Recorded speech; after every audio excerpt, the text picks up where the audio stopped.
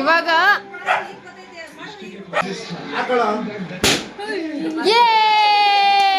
Wow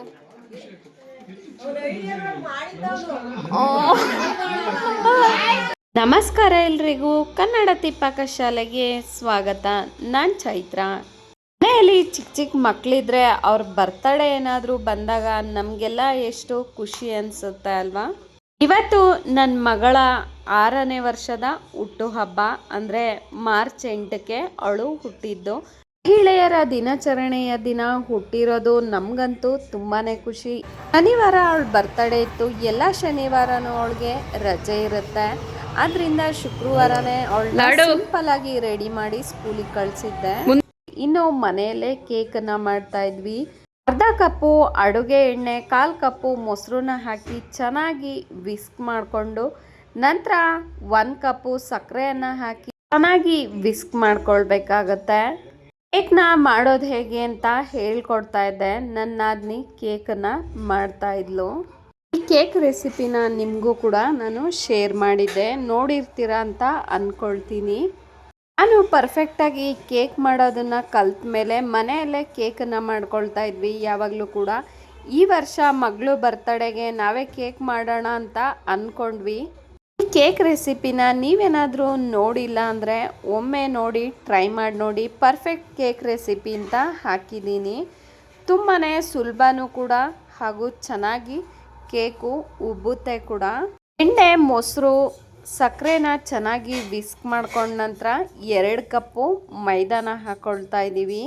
ನಾವಿವತ್ತು ಹನಿ ಕೇಕನ್ನು ಮಾಡೋಣ ಅಂದ್ಬಿಟ್ಟು ತಯಾರಿನ ಮಾಡ್ಕೊಳ್ತಾ ಇದ್ದೀವಿ.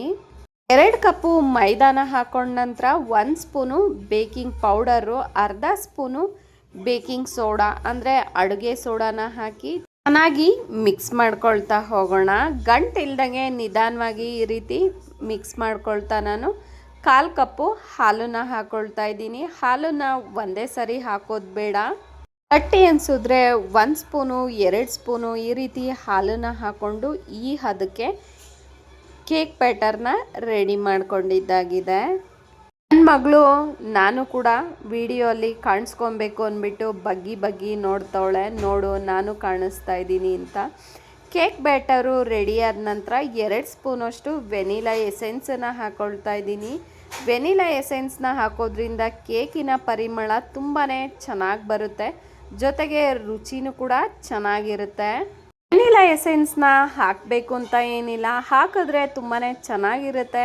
ಇಷ್ಟ ಆದರೆ ಹಾಕ್ಕೊಳ್ಬೋದು. ನನ್ನ ಮಗಳು ಕೊನೆಯದಾಗಿ ಟಚಪ್ನ ಕೊಡ್ತಾ ಇದ್ದಾಳೆ. ಮಿಕ್ಸಿಂಗ್ ಮಾಡಿರೋ ಕೇಕ್ ಬ್ಯಾಟರ್ನ ಮತ್ತೆ ಮಿಕ್ಸ್ ಮಾಡ್ಕೊಳ್ತಾ.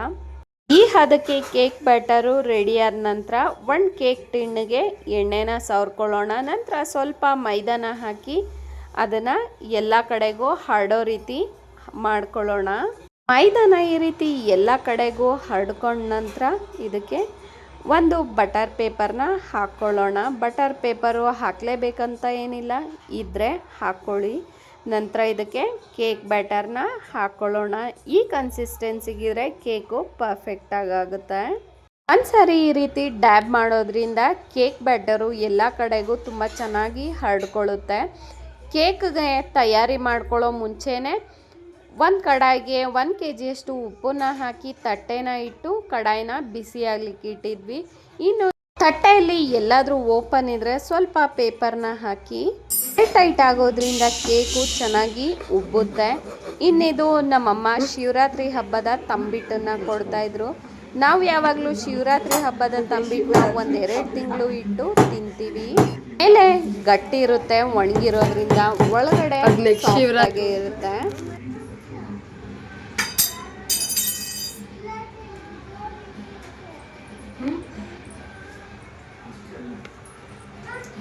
ಹೆಂಗೋ ಕ್ಯಾಮ್ರಾ ಫೇಸ್ ಐತೆ ಬೇಡ.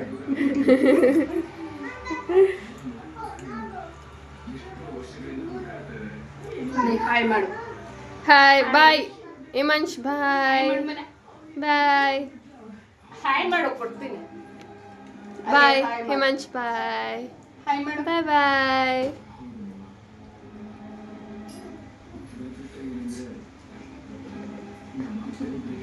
ನನಗೆ ಮಮ್ಮಿಗೆ ಅಂತ ಕೊಡು. ಮಮ್ಮಿಗೆ ಕೊಡು ಮಮ್ಮಿ, ಅಲ್ಲಿ ಮಮ್ಮಿಗೆ.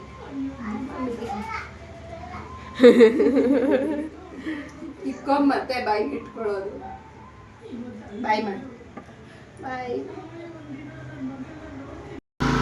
ಬೇಯಲಿಕ್ಕಿಟ್ಟು ನಮ್ಮ ಅಮ್ಮಂಗೆ ನೋಡ್ಕೊಳ್ಳಿ ಅಂತ ಹೇಳಿ ಕೇಕು ಬೇಯೋ ಅಷ್ಟರಲ್ಲಿ ತರಕಾರಿ ತೊಗೊಂಬರೋಣ ಅಂದ್ಬಿಟ್ಟು ಮಾರ್ಕೆಟ್ಗೆ ಹೋಗಿ ನಾನು ಮತ್ತು ನನ್ನ ಫಂಕ್ಷನ್ಗಳೇನಾದರೂ ಇದ್ದರೆ ನನಗೆ ಹೊರಗಡೆ ಹೋಗಿ ಅದು ತೊಗೊಂಬರೋದು ಇದು ತೊಗೊಂಬರೋದು ಅಂದರೆ ತುಂಬಾ ಇಷ್ಟ. ನಾವು ತರಕಾರಿ ಮಾರ್ಕೆಟಿಗೆ ಬಂದ್ವಿ. ಈ ಅಂಗಡಿ ನಮ್ಮ ಅತ್ತೆಯವ್ರದ್ದು, ಅಂದರೆ ನನ್ನ ನಾದಿನಿಯವರ ಅಮ್ಮಂದು. ನನ್ನ ನಾದಿನಿ ಮೊದಲೇ ಅತ್ತೆ ಮಗಳಾಗಬೇಕು, ನಂತರ ನನ್ನ ತಮ್ಮಂಗೆ ಮದುವೆ ಮಾಡ್ಕೊಂಡಿದ್ದು.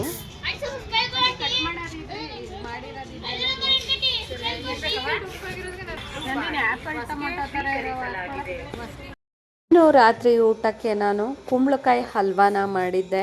ಕುಂಬಳಕಾಯಿ ಅಂದರೆ ಬೂದ್ಗುಂಬಳಕಾಯಿ ಹಲ್ವಕ್ಕೆ ಸ್ವಲ್ಪ ರವೆನ ಹುರಿದು ಕೂಡ ಹಾಕಿದ್ದೆ. ತುಂಬಾ ರುಚಿಯಾಗಿತ್ತು. ಕುಂಬಳಕಾಯಿ ಹಲ್ವಕ್ಕೆ ಸ್ವಲ್ಪ ಚಿರೋಟಿ ರವೆನ ಹುರಿದು ಹಾಕಿದ್ರೆ ಹಲ್ವ ತುಂಬಾ ಚೆನ್ನಾಗಿರುತ್ತೆ, ರುಚಿಯಾಗಿ. ಜೊತೆಗೆ ತುಪ್ಪದಲ್ಲಿ ಹುರಿದಿರುವಂತಹ ದ್ರಾಕ್ಷಿ, ಗೋಡಂಬಿ, ಬಾದಾಮಿನ ಹಾಕಿದ್ರೆ ಹಲ್ವದ ರುಚಿ ಆಹಾ ಅನ್ನೋಂಗಿರುತ್ತೆ ಅಲ್ವಾ. ನಮ್ಮ ಮನೆಗಳಲ್ಲಿ ನಾನು ಮಾಡೋ ಅಡುಗೆಗಳು ಅಂದರೆ ತುಂಬಾ ಇಷ್ಟಪಟ್ಟು ತಿಂತಾರೆ. ಇಷ್ಟ ಆಗಲ್ಲ ಅನ್ನೋರು ಯಾರೂ ಇಲ್ಲ. ತರಕಾರಿ ತಗೊಂಡು ಮನೆಗೆ ಬರೋ ಅಷ್ಟರಲ್ಲಿ ಕೇಕು ಆಲ್ರೆಡಿ ಬೆಂದು ಸ್ವಲ್ಪ ಸೀದೋಗ್ಬಿಟ್ಟಿತ್ತು. ಸೈಡಲ್ಲೆಲ್ಲ ಕಟ್ ಮಾಡಿಕೊಂಡು ಅದಕ್ಕೆ ಹನಿನ ಹಾಕಿ ಸಿಂಪಲ್ಲಾಗಿ ಜಾಮನ್ನ ಹಾಕಿಬಿಟ್ಟು ಹಾಗೆ ಬಿಟ್ಟೆ. ಜಾಸ್ತಿ ಡೆಕೋರೇಟ್ ಮಾಡಲಿಕ್ಕೆ ಹೋಗಲಿಲ್ಲ ಕೇಕು. ಇನ್ನೊಂದು ಕಡೆ ಬರ್ತಡೇಗೆ ಡೆಕೋರೇಷನ್ನು ಕೂಡ ಮಾಡ್ಕೊಳ್ತಾ ಇದ್ವಿ. ಯಾವಾಗಲೂ ನಾವು ಬಲೂನ್ಗಳು ಯಾವುದನ್ನೇ ಹಾಕ್ತಾ ಇರಲಿಲ್ಲ. ಈ ವರ್ಷ ಮಕ್ಕಳು ಸ್ವಲ್ಪ ಸಮಾಧಾನವಾಗಿ ಇದ್ದಿದ್ದರಿಂದ ಬಲೂನ್ನು ಕೂಡ ಹಾಕಿದ್ವಿ. ಬಲೂನ್ಗಳನ್ನ ಊದ್ತಾ ಇದ್ರೆ ಅವರು ಒಂದು ಬಲೂನು ಬಿಡ್ತಾ ಇರಲಿಲ್ಲ, ಹೊಡೆದಾಕ್ತಾ ಇದ್ರು. ಈ ವರ್ಷ ಏನೋ ಸುಮ್ಮನೆ ಸೈಲೆಂಟಾಗಿ ಆಟ ಆಡಿಕೊಂಡು ಇದ್ರು. ಇನ್ನು ಬರ್ತಡೇಗೆ ರೆಡಿ ಮಾಡ್ಕೊಂಡಿದ್ದಾಗಿದೆ. ನಾನು ಕೂಡ ಅಡುಗೆನೆಲ್ಲ ಮುಗಿಸಿದ್ದಾಗಿತ್ತು.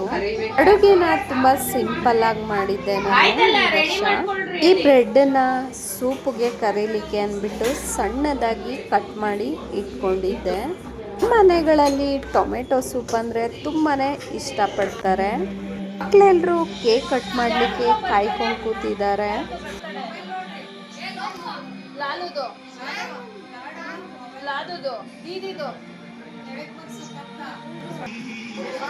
ಅಲ್ಲೆಲ್ಲಿ ಅಲ್ಲಲ್ಲಿ ನೋಡು ಶುಭ, ಕೇಕು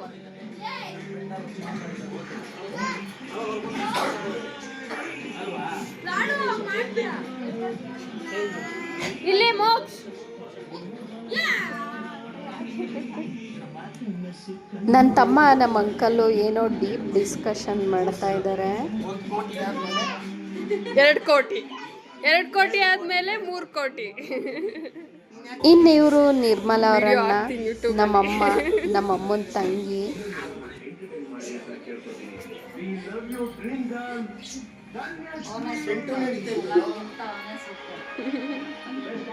ನನ್ನ ತಂಗಿ, ನಮ್ಮಮ್ಮನ ಇನ್ನೊಬ್ರು ತಂಗಿ, ಇವರು ನಿರ್ಮಲಾ ಅವ್ರ ಅತ್ತಿಗೆ.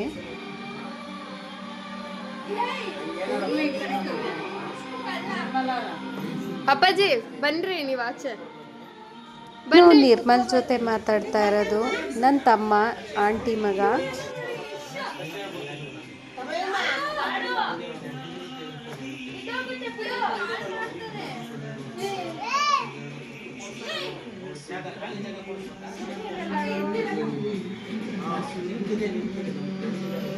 ಮಕ್ಕಳಿಗೆ ಕೇಕ್ ಕಟ್ ಮಾಡೋರ್ಗೂ ಸಮಾಧಾನನೇ ಇಲ್ಲ. ನನ್ನ ತಂಗಿದಿರಿಬ್ರು ಕೇಕ್ನ ಕಾಯ್ಕೊಂಡು ನಿಂತಿದ್ದಾರೆ. ಇನ್ನು ನನ್ನ ಮಗ, ನನ್ನ ಮಗಳು ಫ್ರೆಂಡ್ಸ್ಗಳನ್ನೆಲ್ಲ ಕರ್ಕೊಂಬಂದಿದ್ರು.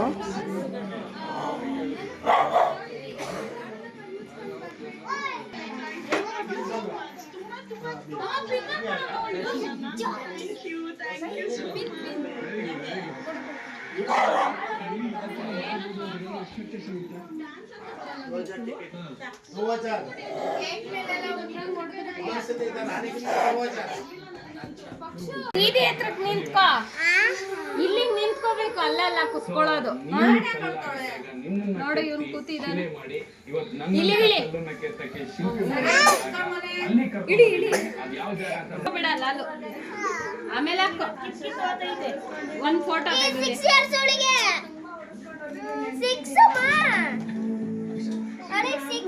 ಮ್ಯಾಚ್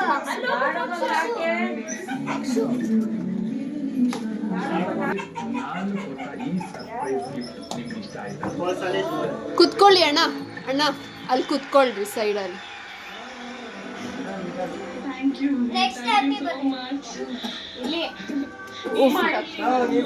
ಉಫ್ ಮಾಡು ಮನೆ.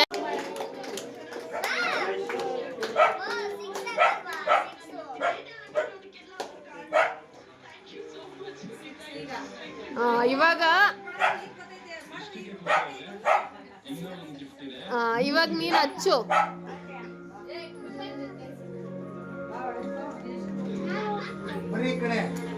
ಉಪ್ಪು ಮಾಡಬಾರ್ದು, ಅದು ಸುಡುತ್ತೆ. ಉಪ್ಪು ಮಾಡಬಾರ್ದು.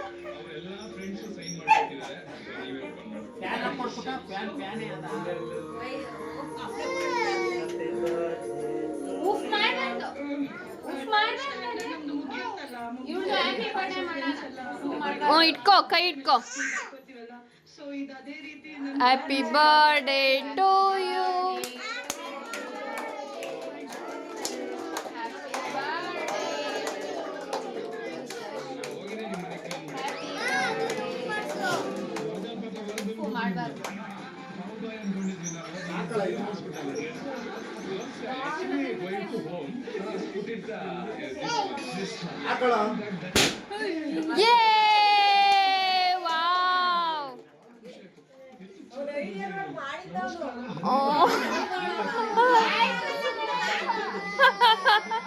ವಿಡಿಯೋ ಮಾಡ್ತೀನಿ.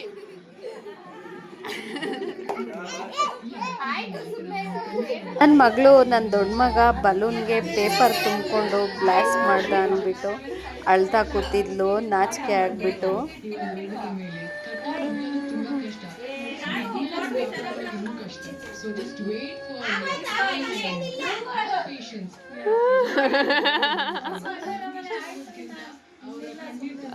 ಅವರಿಬ್ರು ಕೇಕಿ ಕಾಯ್ತವ್ರು, ತಿನ್ನು ಬೇಗ. ಕೇಕೆ ನೋಡ್ತವ್ರು ಇಬ್ರು. ಅವನು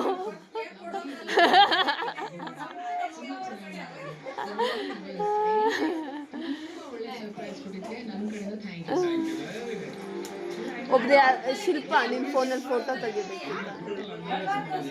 ಯಾರೆದ್ರಿಗಾದ್ರೂ ಸ್ವಲ್ಪ ಮರ್ಯಾದೆ ಹೋದ್ರೂ ತಡ್ಕೊಳಕ್ಕೆ ಆಗಲ್ಲ. ಅಳ್ತಾಳೆ, ಇಲ್ಲಾಂದರೆ ಕೋಪ ಮಾಡ್ಕೊಳ್ತಾಳೆ.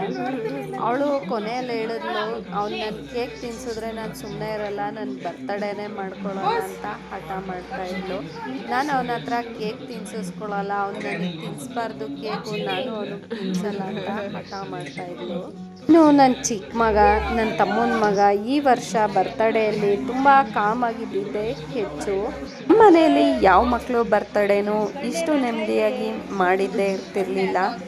ಈ ವರ್ಷ ನನ್ನ ಮಗಳು ಬರ್ತಡೇ ಸ್ವಲ್ಪನಾದರೂ ಚೆನ್ನಾಗಿ ಕೂಲಾಗಾಯಿತು ಅಂತಲೇ ಹೇಳ್ಬೋದು.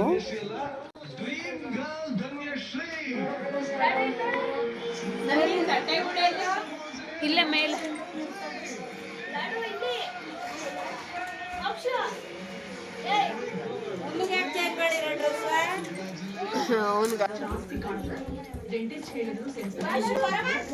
ಹೋಗಲಾಡು, ಏನೈತೆ?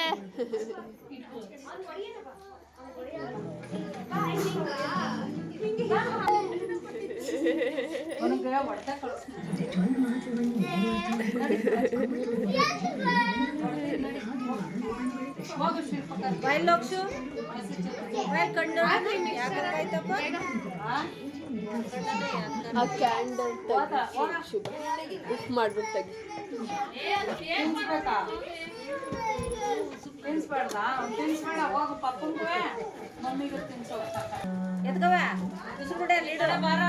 ಇಲ್ಲಿ ಶುಭ ಶಿಲ್ಪ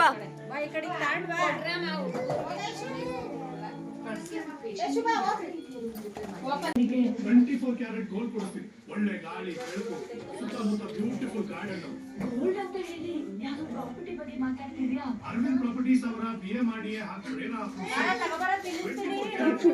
ನೋಡ್ತೀನಿ ತಡೀರಿ.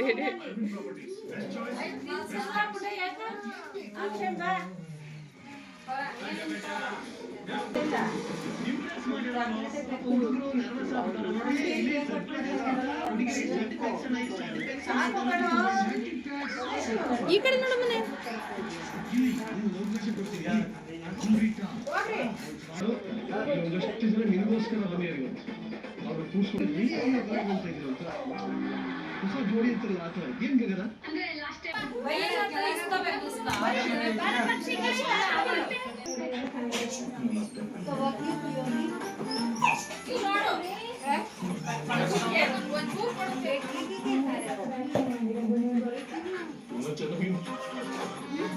ಇನ್ನು ನಮ್ಮ ಅಪ್ಪಂಗೆ ನನ್ನ ಮಗಳು ಅಂದರೆ ತುಂಬಾ ಇಷ್ಟ.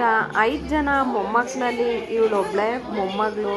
ನಮ್ಮ ಮನೆಯಲ್ಲಿ ಎಲ್ಲರೂ ತುಂಬಾ ಇಷ್ಟಪಡ್ತಾರೆ ಇವಳನ್ನ.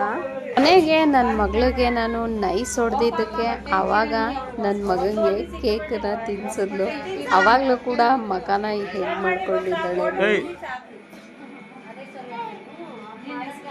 ಮನೆಗೆ ನಾನು ಮಾಡಿದ ಕೇಕನ್ನು ಕೂಡ ಟೇಸ್ಟ್ ಮಾಡೋಣ ಹೇಗಿದೆ ಅಂದ್ಬಿಟ್ಟು ಕಟ್ ಮಾಡ್ಕೊಂಡು ತಿಂದು ತುಂಬಾ ರುಚಿಯಾಗಿದೆ ಅಂದ್ಬಿಟ್ಟು ಮೊದಲು ಅದೇ ಕೇಕನ್ನು ಖಾಲಿ ಮಾಡಿದ್ರು. ಹೊರಗಡೆಯಿಂದ ತಂದಿದ್ದ ಕೇಕು ಹಾಗೆ ಇತ್ತು.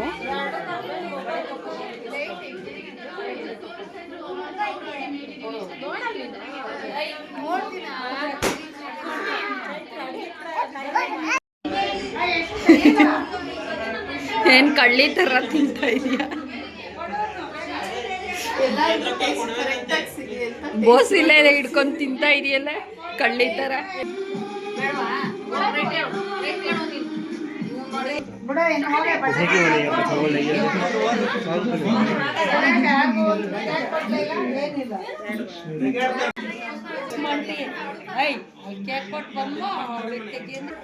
ಊಟಕ್ಕೆ ಟೊಮೆಟೊ ಸೂಪು, ಕೋಸಂಬರಿ ಜೊತೆಗೆ ಕುಂಬಳಕಾಯಿ ಹಲ್ವಾ, ಇನ್ನು ವಾಂಗಿಬಾತನ್ನು ಕೂಡ ಮಾಡಿದ್ದೆ.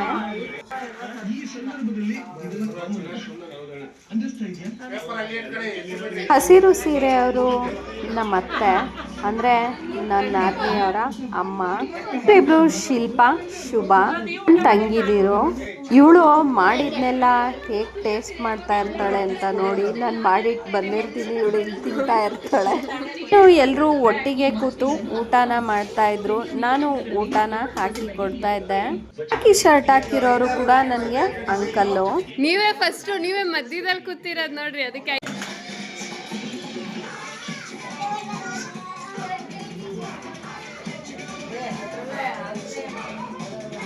ಕತ್ತರಿಸಿದ ಆಲೂಗಡ್ಡೆಗಳಿಂದ ತಯಾರಾಗಿದೆ Lay's wafer chips. So light बड़ा बास है, इसका बास है, ये उसका बड़ा बास, छोटी बास है, उसको घर में वो बास है.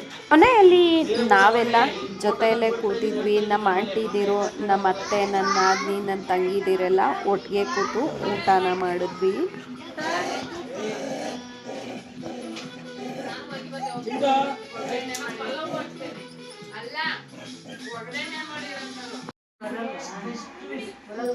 ಊಟ ಆದ ನಂತರ ಎಲ್ಲರೂ ಕೂತು ಎಲೆ ಅಡಿಕೆನ ಹಾಕೊಳ್ತಾ ಇದ್ರು. ನನ್ನ ಚಿಕ್ಕ ಮಗ ನಮ್ಮ ಅಮ್ಮನ ಹತ್ರ ಜಗಳ ಆಡ್ತಾ ಇದ್ದ. ಜೊತೆ ಬಾ ಅಂದ, ನಮ್ಮಮ್ಮ ಬರಲ್ಲ ಅಂದರು. ಬರಲ್ಲ ಅಂದಿದ್ದಕ್ಕೆ ಹೊಡೆದ ಅವನು ಒಂದೇಟು. ಸುಮ್ಮನೆ ಇಲ್ಲೇ ಹೊಡಿತೀಯ, ಹೊರಗಡೆ ಹೊಡಿಯಲ್ವಾ ನೀನು, ನಾನು ಬರಲ್ಲ ಅಂತ ಇದ್ರು. ಹಾಗಿತ್ತು ನನ್ನ ಮಗಳು ಬರ್ತ್ಡೇ ವ್ಲಾಗು. ಇಷ್ಟ ಆಗಿದ್ರೆ ಲೈಕ್ ಮಾಡಿ, ಕಾಮೆಂಟ್ ಮಾಡಿ, ಶೇರ್ ಮಾಡಿ. Thank you so much for watching.